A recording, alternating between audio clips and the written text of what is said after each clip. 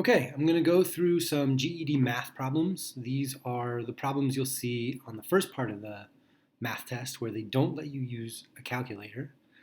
You can use your wits, you can use a dry erase board, or sometimes maybe a pencil and paper they might give you, but you can't use the on-screen calculator or a physical calculator. These are very much like the kind of problems you're going to see on the real test. A few things I should say before we get started. If you don't understand the math stuff I'm talking about, if like I go a little bit too fast, I'm going to have a ton of links in the description that will take you to other videos or other websites that will teach you the underlying math, the basic math stuff. My job is to just kind of like get you through how to think about each of these questions. That's my goal. When you see something like this, how do you approach it? The other thing is, if you have a trouble seeing what is on the screen, I'm also going to put in the description links to images of each of these problems so you can see them larger if you're watching on a phone. So if there's anything that seems unsatisfactory, please look in the description below.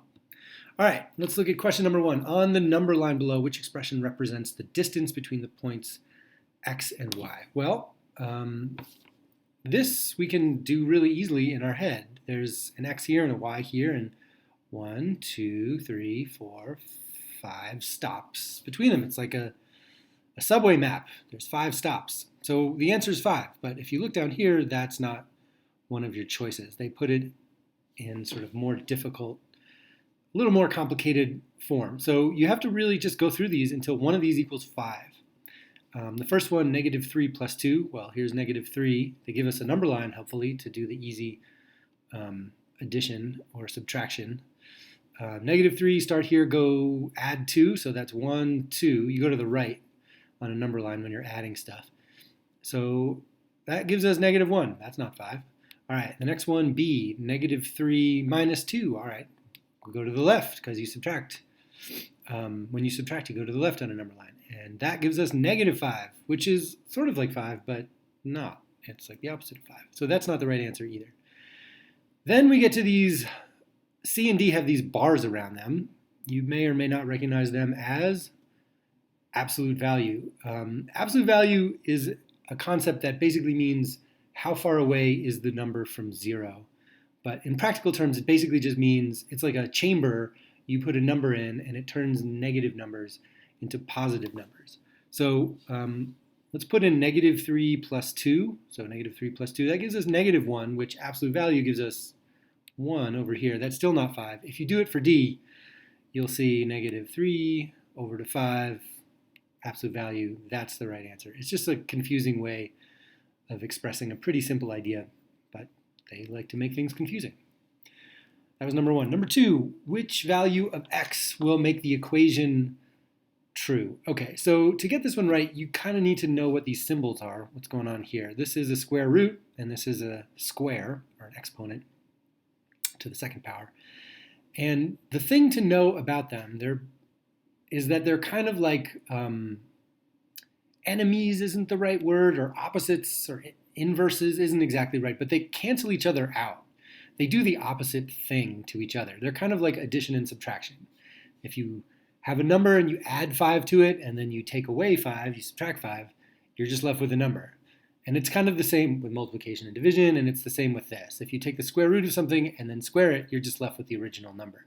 That is a helpful bit of information to help you get to the right answer. So to solve this, we can do some pretty basic algebra.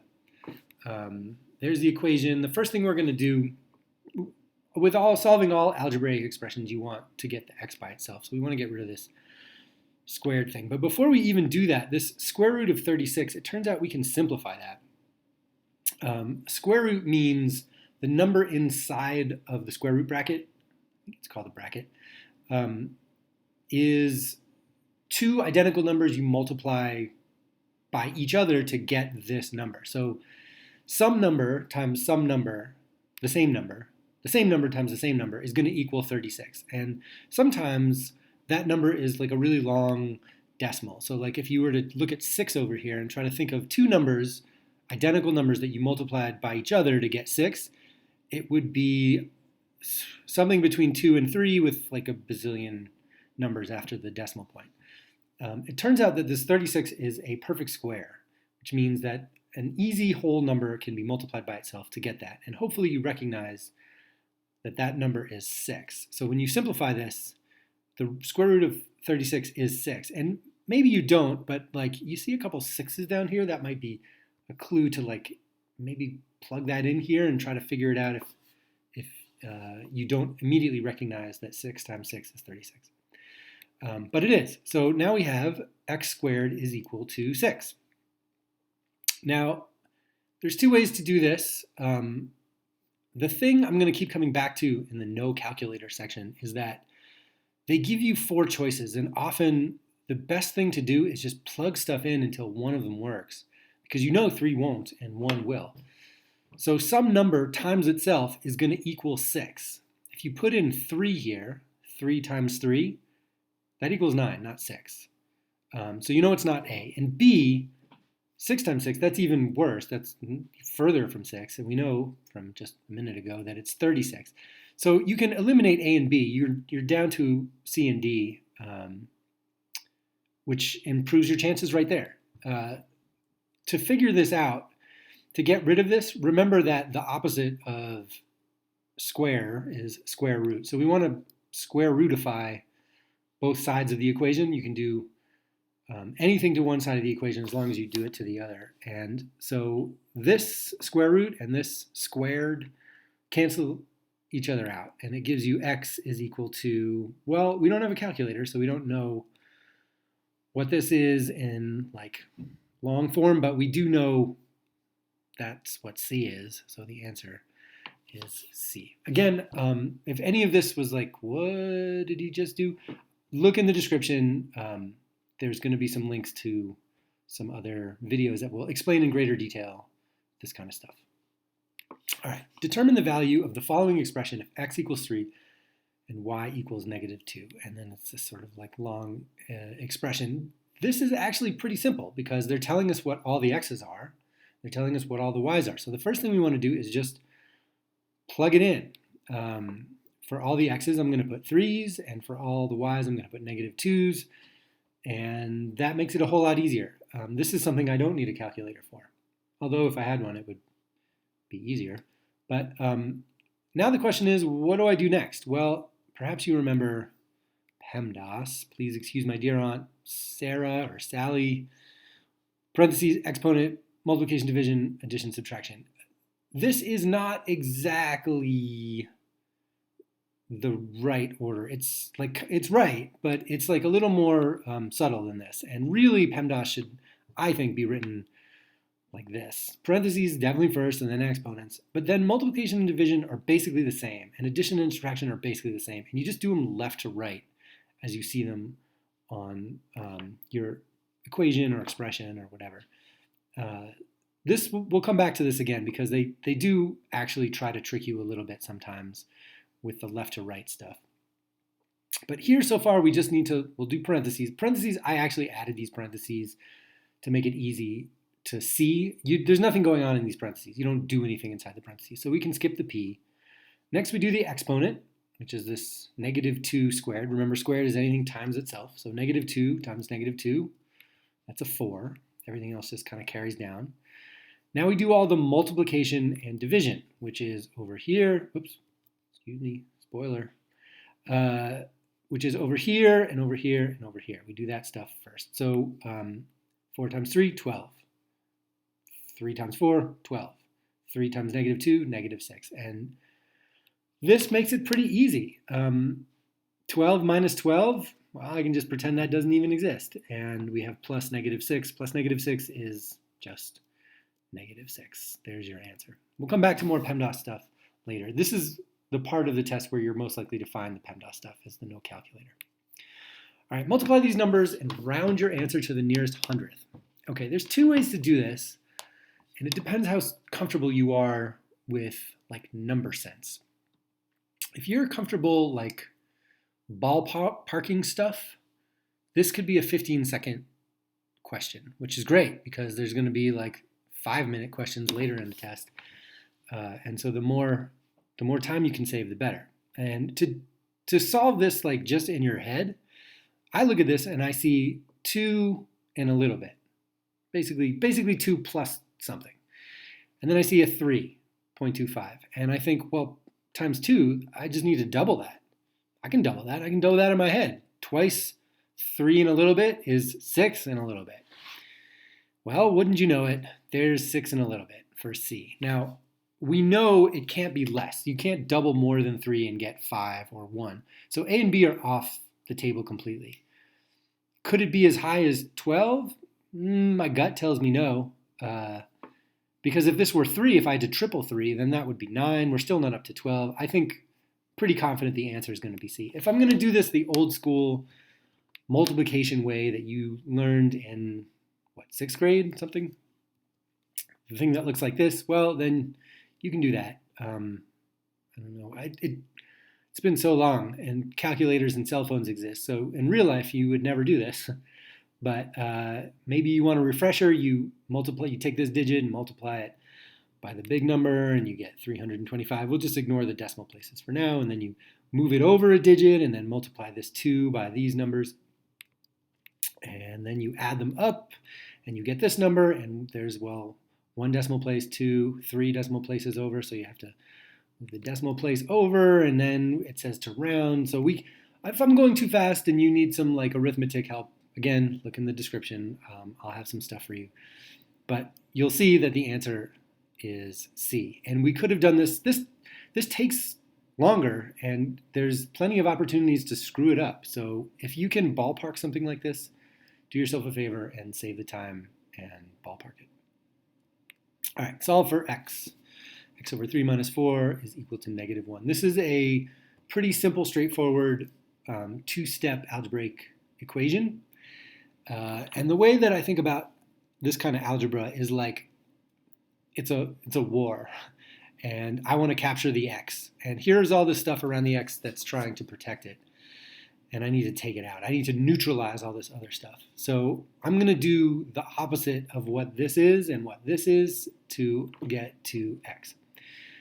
All right, so here's the equation. The first thing I'm going to do, I see like right around here, the x is being protected by this over 3, this divided by 3. But the outer rings here, the first thing I need to tackle is this minus 4. And that's pretty easy because minus 4 can be neutralized with plus 4. So as long as you do it to one side, you can do it to the other. Plus 4 cancels, and that just leaves us with x over 3 is equal to 3. And now we just need to take care of this divided by 3. Well, what do? You do the opposite. The opposite of divided by 3 is multiplied by 3. That's going to cancel those out. That gives you x is equal to 9. Now, that's the answer. There's another way to do this that I mentioned before, which is plug in the answers until one works. Maybe you can do this in your head. Maybe you need to write it down. But if you put in a -3 for x, here you have -3 over 3. Well, 3 over 3 is 1, so -3 over 3 is -1. -1 minus 4, is that -1? No, it's not. It's -5. You can keep putting these in until one of them works. If you want to make sure that this is the right answer, you did it right, put it back in for x and see if it works. 9 divided by 3 is 3. 3 minus 4. Hey, what do you know? It's -1. We got it right. All right. Order these numbers from the smallest to the largest. Okay, this one, really you need some basic number sense here to have some clue how to do this. If you know nothing at all, at least you know that 0.6 and 0.5, you know that the 0.5 is smaller than the 0.6, right? This 0 here doesn't really make a difference. There's like an invisible implied 0 before here, or we can just ignore it. So we know that 0.5 has to come before 0.6, reading left to right. Does it in A? Yes, it does. Does it in B? Yes, it does. C, yes. Ooh, D. Okay. Well, it doesn't in D, so we can eliminate D. That means that it's either going to be A, B, or C. So even if we know nothing at all, except for this, now we got a 1/3 chance, 1 out of 3 instead of 1 out of 4. I like those odds. But we can do more, especially if you know some basic, useful fraction to decimal things. And you should. You should know that 1/2 or 2 out of 4, or really any number over twice that number, 5 over 10, 100 over 200, a billion over 2 billion, whatever, is equal to 0.5 or 50%. We're not going to get into percent here because that's not what it's asking, but 1 over 2, this, I think of these as like the quarters. 1 over 4, 2 over 4, 3 over 4. It's like how many, if you have $1 in quarters, you have 4 quarters. Or if you have 1 quarter, you have 25 cents. 3 quarters, you have 75 cents. Everyone knows this because everyone has used money before, except babies. 4 out of 4, that's $1. Any number over itself is equal to 1. That's also a useful thing to note. So if you can translate these things, that's going to help you. I would also encourage you to just commit to memory, memorize it. What 1/3 is and 2/3. Over here, this is 2/3. And if you know what that is in decimal language, that's going to make this easier too. But if you don't, that's okay. Because there's another way to figure it out. What is this 2 over 5 going to be bigger than 0.5 or littler than 0.5? Well, 2 over 5, we don't know what that is. Let's pretend. We do know what 0.5 is though. And it's like, remember this like x over 2x thing? So if we know that 5 needs to be on the bottom, even though I'm sort of like, there's a mixed marriage here, 2.5 over 5, I'm mixing decimals and fractions. But just to show you that this is 0.5. 2.5 over 5 is 0.5. Is that bigger than 2 over 5? Is 2 bigger than 2.5? No, 2.5 is bigger, especially if it's in the numerator here. So we know now that this is littler than this. So we can go back and we should see 2 over 5 and then 0.5 and then 0.6 in that order. And anything where that order is screwed up, we don't know.